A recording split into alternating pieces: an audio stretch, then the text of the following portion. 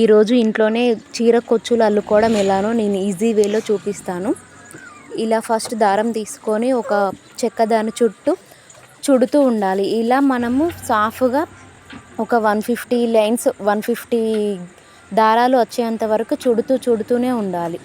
ఇలా 150 అయినాక ఇట్లా సైజు మొత్తం చూసుకొని అన్నీ సాఫ్గా వచ్చినాయా లేవా చూసుకుంటూ అన్ని లైన్స్ అన్నీ సమానంగా అయిన తర్వాతకి కట్ చేసుకోవాలి.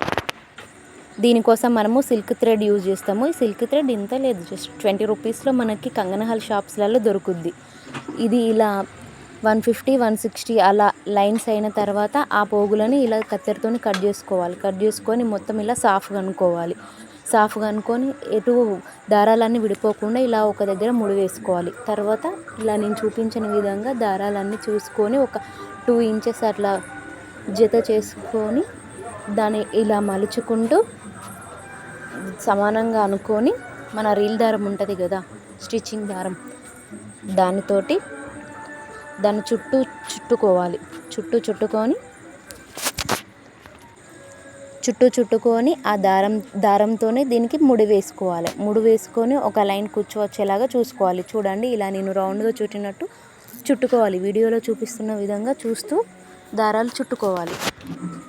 చూడండి, అలా చుట్టుకొని తర్వాతకి దాన్ని అలా ముడి వేసుకొని సీజర్ సహాయంతో ఇలా కట్ చేసుకోవాలి. చూడండి ఎంత నీట్గా వచ్చిందో. ఫైనల్గా నేను తయారు చేసిన కుచ్చులన్నీ ఇవి ఇలా వస్తాయి అన్నీ కట్ చేసుకుంటే. వీటిని నెక్స్ట్ శారీకి ఎలా కుట్టుకోవాలో నేను చూపిస్తాను. చూడండి, ఇవి నేను చీర కొంగులు అల్లడానికి నెక్స్ట్ ఇందులో చూపిస్తున్న విధంగా చీర పెట్టుకొని 2 ఇంచెస్కి ఇలా మార్కింగ్ చేసుకోవాలి. అలా ప్రతి 2 ఇంచెస్కి ఒక కుచ్చు మనం కుట్టుకోవాలి.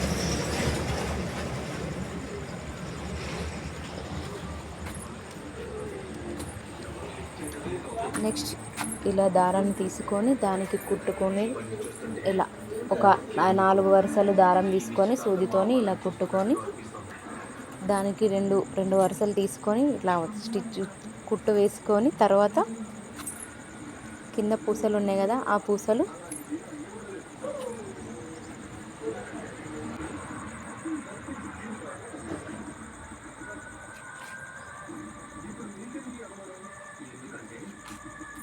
పూసల కుచ్చులని వాటికి కుట్టుకోవాలి.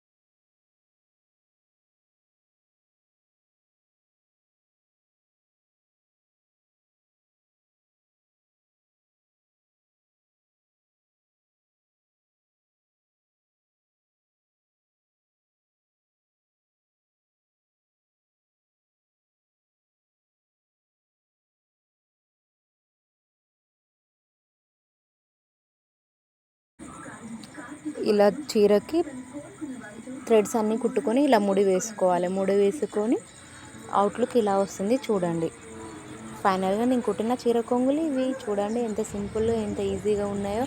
మీరు కూడా ఇలానే ఇంట్లో ఈజీగా చీర కొంగులు కుట్టుకోండి. బయట వందలు పెట్టడం కంటే ఇంట్లో సింపుల్గా ఇట్లా కుట్టుకోవడం చాలా ఈజీ కదా. మీరు కూడా ఇంట్లో ట్రై చేయండి, కుట్టుకోండి.